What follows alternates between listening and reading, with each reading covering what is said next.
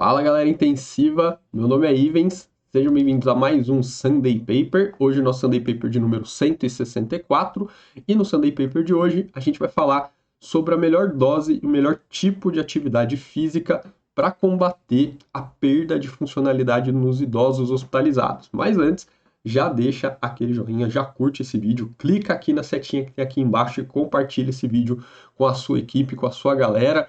Traz a galera aí, fala para se inscrever, curtir e bora lá ver o artigo de hoje. Bom, artigo publicado no British Journal of Sports Medicine, acabou de sair aqui esse artigo, tem um fator de impacto de 18,4. Nosso contexto são os idosos hospitalizados. Qual que é o problema, né? Bom, esses idosos eles passam a maior parte da sua internação num comportamento sedentário. E a maior parte desse tempo eles passam principalmente na cama. Então a gente tem dados aí mostrando que esses pacientes passam apenas 45 minutos por dia fora da cama. E veja que estar fora da cama não quer dizer que você não está sedentário, porque se você estiver sentado numa poltrona, você continua no comportamento sedentário, né? E qual é o problema disso? O problema é que a gente vai desenvolver uma série de complicações, né, a respeito desse comportamento sedentário e uma coisa que a gente chama de síndrome pós-hospital. Igual a gente tem lá a síndrome pós-terapia intensiva para quem internou na UTI, então a gente tem esse mesmo tipo de problema para quem teve uma internação ali somente na enfermaria, por exemplo, ou mesmo pacientes que passaram na UTI sofrem disso, né? O que é essa síndrome pós-hospital? É um período crítico que, nos primeiros 30 dias pós-alta, onde esse paciente experimenta um descondicionamento bem importante. E aí, sugerir então a atividade física como um meio de contrapor esse descondicionamento, essa síndrome pós-hospital, né, para evitar que isso aconteça, tirando o paciente do comportamento sedentário. E aí qual o problema? Que a gente não sabe qual o melhor tipo de exercício, qual a melhor dose e se esses exercícios, essa atividade física, aumentaria os eventos adversos para o nosso paciente. Então, o objetivo desse estudo aqui foi identificar qual é a dose ideal e o tipo de atividade física para melhorar a capacidade funcional e reduzir esses eventos adversos em idosos hospitalizados de maneira aguda, né? Então, a população desse estudo foram pacientes maior que 50 anos, que estiveram internados na UTI ou na enfermaria. O grupo controle, o grupo intervenção, na verdade, era alguma intervenção relacionada à atividade física. Grupo controle era cuidados habituais, que geralmente era não fazer nada, ou algum tipo de cuidado já realizado naquela instituição, ou comparação com outro tipo de atividade física. Os desfechos de interesse, capacidade funcional e segurança, né, relacionada aqui aos eventos adversos. E o time point, né, o tempo de interesse, era no baseline, né, quando o cara chegava, ou antes da internação, comparativo com a alta desse paciente. Então, foi uma revisão sistemática com meta-análise, eles seguiram aí a metodologia DSU e NICE. O estudo foi registrado prospectivamente lá na plataforma Próspero. Eles usaram a Cochrane Risk of Bias Tool para avaliar o risco de viés dos estudos incluídos aí na revisão sistemática e usar o grade, né, para falar aí a respeito da evidência, né, o grau de evidência.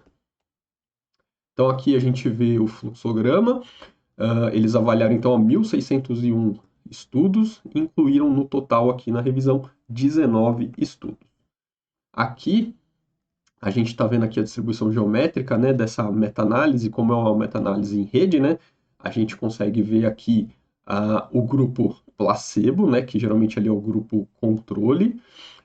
A gente vê que esse grupo placebo é o maior, o tamanho da bolinha basicamente representa o tamanho da amostra, então veja, né, que esse grupo aqui, que era o grupo que provavelmente não fazia nenhum tipo de atividade física, ele é muito maior que os outros, porque ele agrega todos os grupos de outros estudos que fizeram a mesma coisa, né.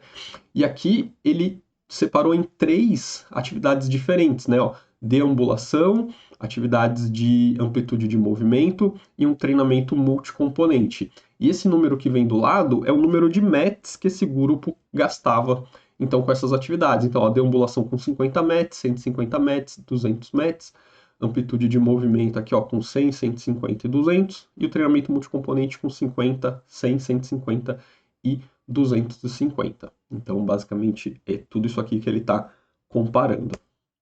Então, ele incluiu 19 estudos que foram publicados entre 2000 e 2022. Então, veja que isso é uma preocupação recente, né? Esse tipo de preocupação com desfecho funcional depois da alta de idosos.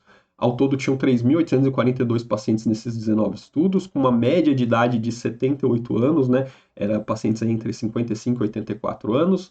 21,67% desses pacientes estavam internados na UTI, o restante, obviamente, estava internado na enfermaria, e eles tiveram uma média aí no tempo de internação de 7 dias.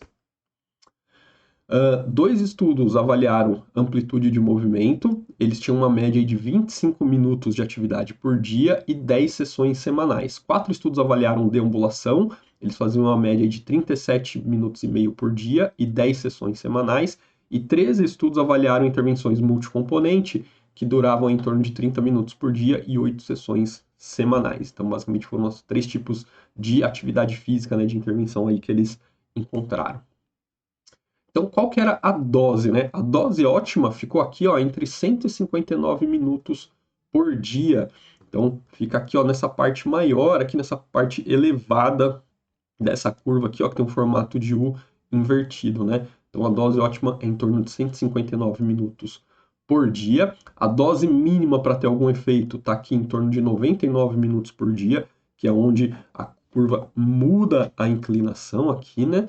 E a dose máxima 184 minutos por dia, então algo em torno aqui, que é onde ela começa a decair e talvez isso, em vez de ajudar, atrapalhe, né? Então, uma dose ótima de 159 com um mínimo de 99 e um máximo de 184. E com relação ao tempo, né, a gente começa a perceber efeitos aqui a partir de 7 dias, que é justamente o tempo médio de internação desses pacientes, e a gente vê que o efeito máximo está aqui em torno de 19 dias, onde atinge o ápice aqui, ó, onde é em torno de 19 dias. Então a gente vê que nem sempre o efeito vai aparecer durante a internação. Exercício, atividade física tem dessa, né? Ele não tem efeito imediato, apesar de ele ter efeitos agudos, os melhores efeitos do exercício são os efeitos crônicos a longo prazo, ou aqui no caso, né, curto a médio prazo. E aqui é o gráfico a respeito dos eventos adversos. Ele fez um tipo de análise estatística aqui, que é esse Rowan Rate of Median, basicamente uma taxa aqui das médias.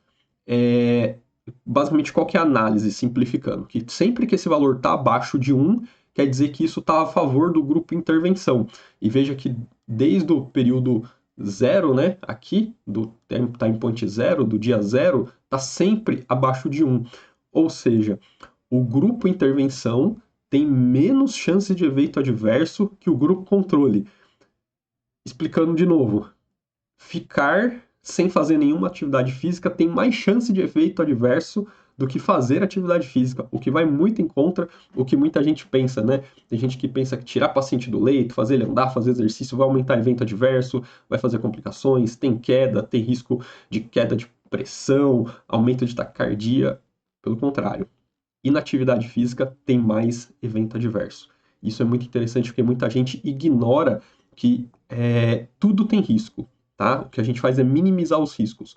Então, quando você opta por deixar o seu paciente no leito, isso também tem risco. Só que as pessoas acham que não tem, elas ignoram o fato de que deixar o paciente no leito também traz eventos adversos. E aqui foi muito legal que eles mostraram isso. Não fazer atividade física tem mais evento adverso do que fazer. Show de bola. Conclusão.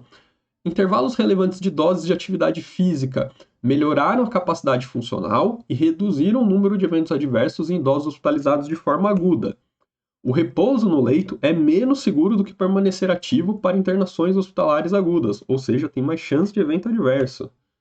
Uma pequena quantidade de caminhada lenta, em torno de 25 minutos por dia, já é suficiente para melhorar a função durante internações agudas, mas melhorias ótimas na função são fornecidas por em torno de 50 minutos de caminhada lenta ou 40 minutos por dia gastos em intervenções multicomponentes, né? Então, por exemplo, 20 minutos de treino resistido com 20 minutos de atividade aeróbica.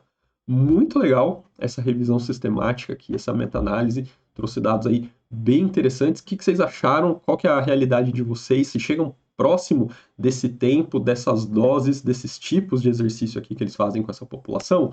Então, comenta aí, curte o vídeo antes de ir para o próximo vídeo, que eu sei que você vai assistir mais um vídeo meu aí, mas antes, curte, deixa o seu joinha aí, não esquece de compartilhar, clica aqui na setinha e fala, galera, ó, se liga aqui nesse trabalho que saiu agora, falando sobre como a gente vai evitar esses problemas de funcionalidade aqui dos nossos idosos.